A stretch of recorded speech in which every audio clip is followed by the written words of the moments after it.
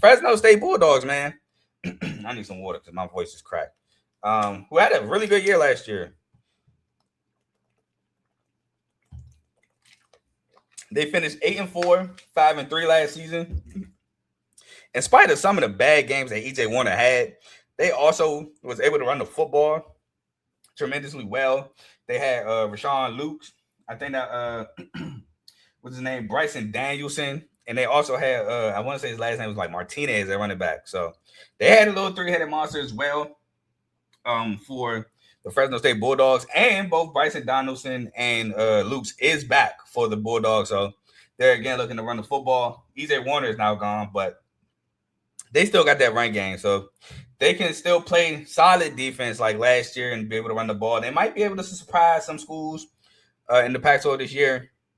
But they, like I said, they finished 8-4, 5-3. They did win the Arizona Bowl against Miami of Ohio. They won 18-3. Ooh, I ain't mad at this. You know what? Replace Brandon Cooks with Christian McCaffrey. And I think I might be with your list. But I like that list. Brandon Cooks was like that at Oregon State, though. Can't fake. But I might replace him with Christian McCaffrey. And that list look good to me. That list look good to me. But yeah, so they beat Miami of Ohio in the Arizona Bowl. Had 9 games. They won 9 games last year. Really good for Fresno State. I think the last time they did something like that was with Mikey King. So really good year.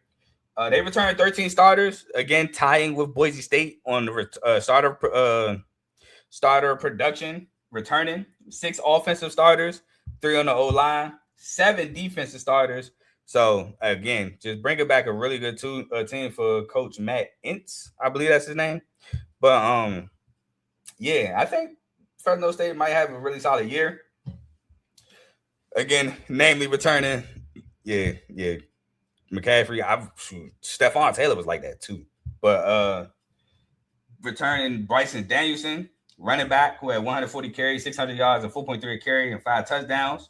Ezekiel Avid, a receiver who had 28 catches for 255 yards. Josiah Freeman, a receiver who had 52 catches for 642 yards and 6 touchdowns. Simeon Harris, a defensive back who had 54 total tackles, 36 solos, a sack, 6 pass breakups, 5 picks, and a forced fumble. Shout out to you, Joe Smith. What's going on with you? They return Titus Kajavi, a defensive lineman with 37 total tackles, 19 solos, a sack, and an interception. Kavon Thunderbird, a linebacker who had 32 total tackles, 13 solos, 3 pass breakups, 2 picks, and a touchdown. Ryan Wilson, a defensive back who had 29 total tackles, 16 solos, a sack, 4 pass breakups, and an interception. Jazon Jacks, a D lineman who had 29 total tackles, 14 solos, 2.5 sacks, and 4 fumble recoveries.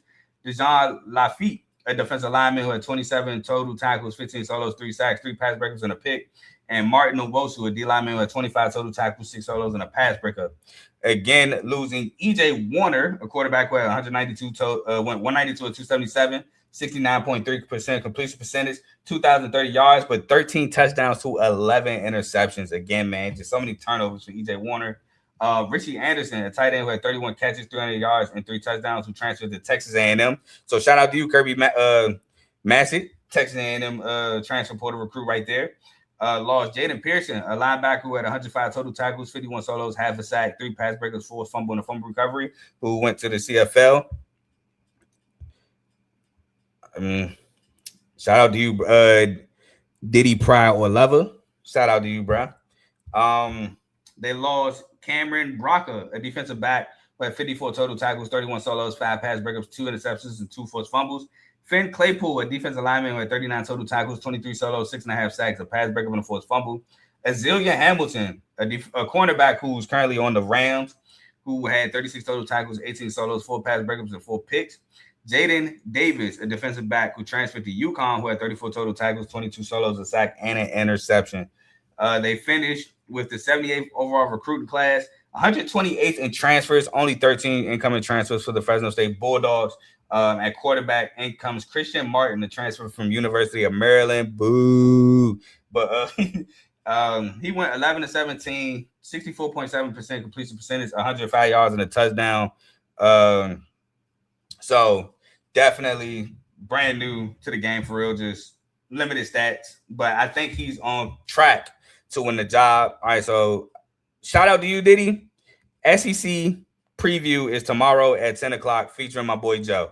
So I will have all your questions about the, Texas, Auburn, Arkansas, Alabama. All that will be answered tomorrow. So, sub up to the channel if you like. Stay tuned. Tomorrow we are talking SEC. So definitely you want to be there. I mean, finish watching this episode too, but you definitely want to be there tomorrow. Shout out First Time Bowls Play Thing.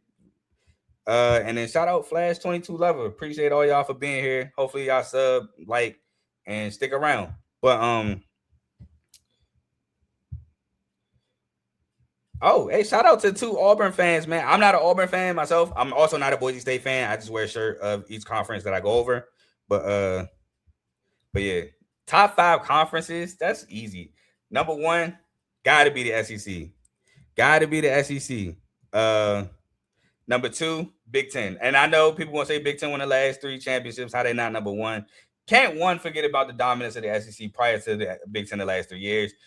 If I'm gonna get a big, and I'm a Michigan State fan, so I'm a Big Ten fan.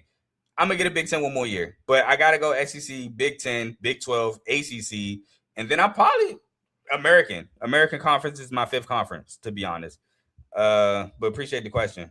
I want to watch now. This episode probably got another 45 minutes left. I got 5 more teams to go over after Fresno State, but I appreciate the questions and all that. And I appreciate it, man. Thank you. I got this from, I want to say I got this as a gift. Yeah, I got this as like a birthday or Christmas gift. Can't remember. You definitely won't be here tomorrow because the dude I'm doing the SEC with is a Texas fan. I'm a Michigan State fan because I graduated from Michigan State, but I also rock with South Carolina. I actually grew up a South Carolina fan before I graduated from the University of Michigan State, from Michigan State. So, but definitely won't be here because the dude I'm doing the SEC with is a Texas fan. And my boy said SEC been falling back a little bit. That's why I really asked. Nah, they have. But, I mean, the SEC also was in the last couple national championship, like the second semifinals. So, for sure. Oh, and congratulations, man. Congratulations from graduating from the University of Auburn. Definitely congrats on that. College is no joke. You a Buckeye? Oh, man. Oh, no. You're a Buckeye fan? Oh, yeah, you said you're not an Auburn fan. You're a Buckeye fan? Boo. I mean, my smoke really with Michigan. My younger brother's an Ohio State fan, so it's not like I'm not used to it. And yeah, let's go South Carolina for sure. But let's wrap up Fresno State. Okay, never mind. We're just gonna let you. I hope you mean that you're agreeing with me, because at that point, then the message I put up here. By the way, this is a PG channel, so that means I kind of went against the rules here. Oh, for sure. I'm on site with Michigan too, for sure. 100%. But let's finish up Fresno State. They again bring in Christian Martin at quarterback, who looks to win the quarterback position for the Fresno State Bulldogs. Not too much tape, not too much on him, so don't really know much about him. Because Malik Washington, the freshman phenom last year, took over, so he's looking to get a fresh start. Darian Anderson, who has not played since 2023, transfers from Oregon. While at Oregon, he had only 4 catches for 21 yards. Again, another guy looking for a fresh start with Fresno State. Dylan Hampton, an edge from Sac State, who had 39 total tackles, 24 solos, 8 sacks, and a forced fumble. And Taylor Powell transfers in from Northern Illinois, who had 35 total tackles, 21 solos, 2 forced fumbles, and a fumble recovery. Transfer again from NIU, who's a safety. Now, some numbers from Fresno State last year. They were 91st in total offense, 10th in total defense, tied 80th in scoring offense, 16th in scoring defense, 110th in passing, 2nd in pass defense, but they were 54th in rushing, 42nd in rush defense, 100th in third down conversion on offense, 43rd on third down conversion on defense, 109th in red zone offense, and tied 60th in red zone defense. Again, not really great offensively in terms of throwing the football. They had a really good run game, but the defense and running the football was kind of a calling card for them last year. So, bringing those running backs back, bringing back 7 guys from that defensive unit. Hopefully, Fresno State is looking to make a little noise in the Pac-12. But they start off first game of the year on the road against USC, the Trojans. That is a loss. I don't have to say much. Next game after that, Sac State. I think they beat Sacramento State at home. Week 3, this is like I don't know if I think Fresno State is in the Bay. No, I don't know. I'm not sure if it's in the Bay on that. But I want to say this is kind of like close. But they take on San Jose State on the road. And I think that this is going to be a good game, but I ultimately gave it to Fresno State to beat San Jose State next year on the road. And the last non-conference game for Fresno State at home against Rice, I gave them the win against Rice. Now, the Pac-12 opener for Fresno State is on the road against Washington State. I gave them a win. First-time head coach Kirby Moore for Washington State. A lot of turnover there at Washington State. Don't really know what to expect yet. Fresno State has a really good team with a lot of chemistry. I don't want to say really good, but they have a lot of chemistry. They got a lot of guys coming back. I gave Fresno State the win. Game 6 against Boise State at home. I gave them the loss. I think Boise State is going to be a little bit too much with their run game. I think Mattis Madison is the better quarterback, even though I'm not really a fan of Brian. I think he's the better quarterback here. Gave it to Boise State. But next game is on the road against San Diego State, and San Diego State lost a ton of that defense. They lost their defensive coordinator, so I gave Fresno State the win on the road against San Diego State. Next game against Oregon State at home, I gave them a win against Oregon State. Oregon State is looking to rebound from last year. It was horrible. Next game on the road against Utah State, I do have them losing to Utah State. I think Bronco Mendenhall and that offensive mind of his is just going to draw up something that Fresno State is going to have trouble stopping. Next game at Texas State, Super Hound Texas State. I gave this a loss. And game 11, which is the last game on the schedule until game 12 is announced later in the year, at home against Colorado State, which I do have as a loss. I do think Colorado State might have the coaching advantage here with Jim Mora over Matt Entz. I think it's a close game that could go either way. But right now, I have Fresno State finishing 6-5, 3-4 in conference, taking the under 6.5 with one game left to go, which is to be determined because, again, if you missed the opening rant, the Pac-12 only announced an 11-game schedule with everybody's 12th game to be announced later on in the year. So that was crazy. But I will say this. At 6-5, 3-4, some games that Fresno State could win, Colorado State. They can definitely beat Colorado State at home. That's not a guaranteed loss. I just have it as a loss, but they can definitely win that game.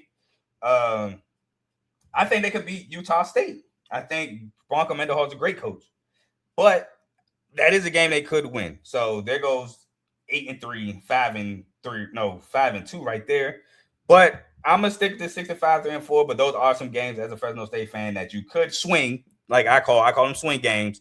That are swing games, and your record could change.